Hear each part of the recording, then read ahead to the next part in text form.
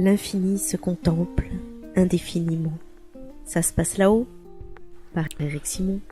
La détection de quasars très lumineux ayant un décalage spectral Z supérieur à 6 suggère que des trous noirs supermassifs de plus de 10 milliards de masses solaires étaient déjà présents à une époque reculée il y a 13 milliards d'années.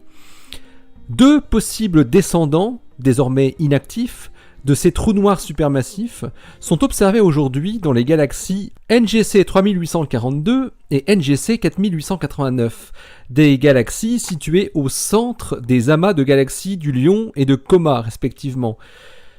Ces deux amas de galaxies forment en outre la région centrale du Grand Mur, entre guillemets, la plus grande structure galactique dans notre univers proche.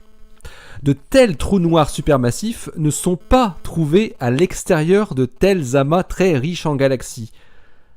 Mais un intrus de 17 milliards de masses solaires vient d'être mis en évidence contre toute attente au sein d'une galaxie très isolée. La galaxie en question est une grosse galaxie elliptique nommée NGC 1600, qui se trouve non loin du centre d'un petit groupe de galaxies situé à 64 mégaparsecs de la Terre, soit 209 millions d'années-lumière. L'équipe d'astronomes menée par Jens Thomas du Max Planck Institute for Extraterrestrial Physics à Garching publie sa découverte dans Nature cette semaine. Ils ont établi la masse du trou noir central de NGC 1600 non pas en l'observant directement, mais en observant les vitesses des étoiles à proximité du centre de cette galaxie. Ils en déduisent une masse de 17 milliards de masses solaires, ce qui en fait le deuxième trou noir le plus massif connu à ce jour, le premier ayant une masse de 21 milliards de masses solaires. Ils ont utilisé pour cela à la fois le télescope spatial Hubble et le télescope hawaïen Gemini North de 8 mètres et son spectrographe GEMOS, Multi-Object Spectrograph. L'étude de Thomas et ses collaborateurs internationaux est issue du programme de relevé Massive qui vise à étudier les galaxies les plus massives et les trous noirs supermassifs dans l'univers proche. La surprise vient de l'endroit où est trouvé ce monstre noir. La galaxie NGC 1600 se trouve assez esselée, pas du tout au centre d'un vaste superamas de galaxies où l'on s'attendrait à trouver ce genre de trou noir supermassif. Le recordman de 21 milliards de masses solaires se trouve par exemple au centre d'une grosse galaxie au cœur de l'amas de Coma qui contient plus de 1000 galaxies. A contrario, NGC 1600 se trouve dans un petit groupe d'une vingtaine de galaxies. Or, il se trouve que les petits groupes de galaxies comme celui de NGC 1600 sont au moins 50 fois plus abondants que les très vastes amas comme l'amas de Coma. La question que se posent donc les chercheurs est: est-ce que l'on vient de trouver le sommet d'un iceberg ? Les trous noirs supermassifs extrêmes sont-ils beaucoup plus communs que ce que l'on pense ? Une autre étrangeté avec ce trou noir de NGC 1600, c'est que sa masse ne correspond pas avec la masse de la galaxie hôte. Les modèles indiquent qu'il existe une corrélation entre la masse du bulbe de la galaxie et la masse de son trou noir. Plus la masse du bulbe galactique, la partie centrale de la galaxie riche en étoiles, est grande, et plus celle du trou noir est importante. Ici, la masse estimée de NGC 1600, 830 milliards de masses solaires en étoiles et 150 000 milliards de masses solaires pour le halo, dit que le trou noir devrait être 10 fois moins massif que la valeur trouvée.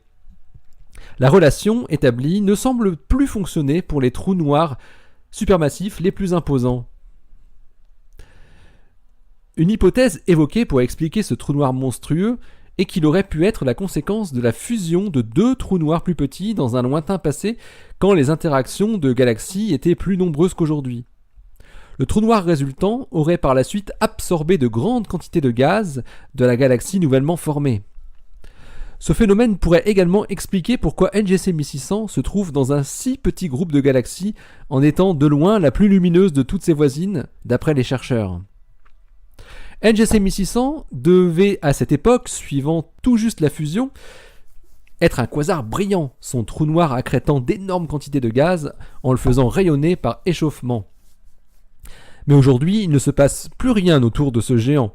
il a fait le vide autour de lui, au centre de la galaxie, et on ne peut le mettre en évidence qu'à partir des effets gravitationnels qu'il produit sur les étoiles les plus proches de son horizon, jusqu'à 3000 années-lumière de distance.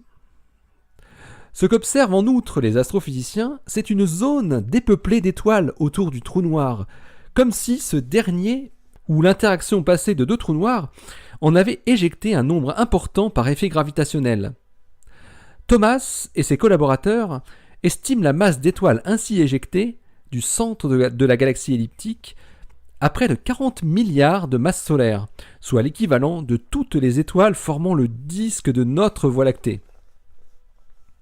Les prochains résultats du programme Massive révéleront peut-être si NGC 1600 est le sommet d'un vaste iceberg ou juste un cas très particulier.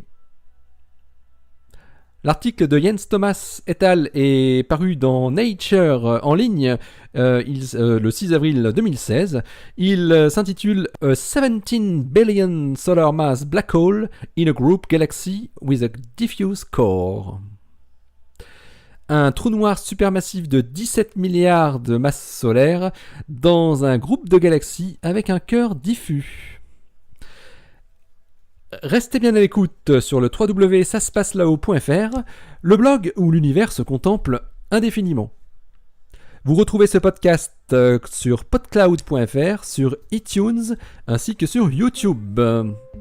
N'hésitez pas à vous abonner à toutes ces plateformes pour rester informé en temps réel, bien évidemment, des nouveautés du blog et du podcast et de la chaîne vidéo. D'ici la prochaine, portez-vous bien, restez bien les yeux au ciel et les pieds sur terre. Allez, salut!